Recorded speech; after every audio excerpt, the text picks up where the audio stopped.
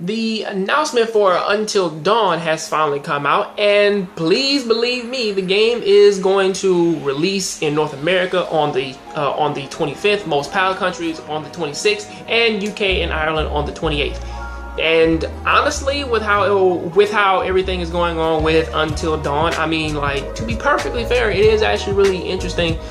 Or at least it's really nice to see that they haven't actually forgotten about this goddamn game and that they are actually really thinking about the release dates. However, there is a major problem though with that, is the fact that later on, or at least like I think like at the last line of the article, it says that the story of Until Dawn has been drastically changed from what we first saw from when we first saw it in 2012. And to be perfectly fair, it's like thinking about that. That means that it's going to be somewhat, or at least it's actually rather nice though, that the game is not really going to start there. It actually sort of seems as though that it's going to have like a lot more build up, or it's going to try and have, or at least I will assume, because I've talked about this a lot, if you've seen me and Deshaun talk about this over up on the Deshaun R show with some of his videos. But it's actually rather a cool thing though that they are taking it back, and that they will actually talk about other characters, maybe, and that they will do some things to where it can actually stretch the game out, or at least that's what I'm pulling from this anyway. However, going to this though, it does have 3 pre-order editions. It has the standard edition, it has the extended edition, then also on top of that it has the steelbook edition. The steelbook edition will only be available in like some countries, and I will list the IGN news link to that down there in the description. And also, to be fair, I do believe that the extended edition, if you know, going from that title alone, if you do pre-order that, you do get extra scenes and extra story parts for the actual game. So honestly, that is Until Dawn, and hopefully it comes out soon and everybody enjoys it and they rejoices. So yeah. Rock Band 4 really doesn't seem like all that bad of an idea, or at least just hearing the name Rock Band come out right now, a lot of folks will see that and they'll be like, God damn it, another fucking Rock Band game.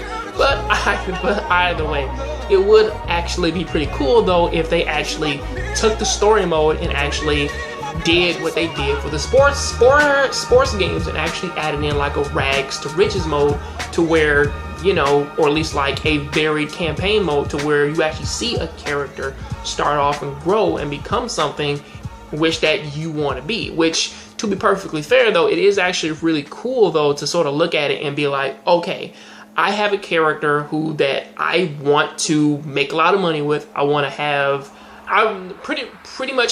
live like Madonna, and I want to have like the flashy clothes and give them good music. Okay, cool. Or pretty much you can be like most of the underdogs out there. You can give good music and try not to sell out, or, you know, be just like Rage Against the Machine and just say, I'm gonna do good music, and then I'm just gonna stay away from all of the sponsors because I have things in which that I want to get off my chest, and these are the music, or at least these are the songs in which that I want to sing. I mean, you take gigs here and there. However, this probably won't necessarily resonate with like a lot of people, because obviously a lot of people, even though they do like Rock Band like to death, some people, they may not want to go out and necessarily take that type of trip. But, or at least, you know, it seems though that this is going to be a road of consequence. And I don't think it's that type of consequence in which that a lot of people in which that they really want to mess with, because for a game like this, thinking about it and hearing about it, it's like, okay, my goal is, when I do story mode, is just to make all of the money. However, there is a key factor in which that they did factor in with this game, in which that they did sort of tell everybody, which is that the fans are going to be your major inspiration for pretty much anything in which that you do in this game. Because whether you are trying to take on a sponsor and you're trying to promote their product, and then the fans, they don't take it, you got to be a good magician to actually really work that shit over.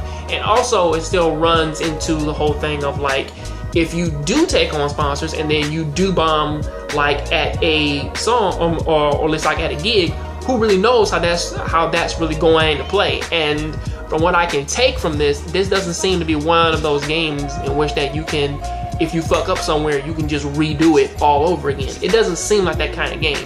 So to be perfectly fair, this is the true rock experience of you traveling around the world and trying to live large, or you just wanting to make good music and just be a fly on the wall. So really, I do like RockBand 4. Check it out, everybody.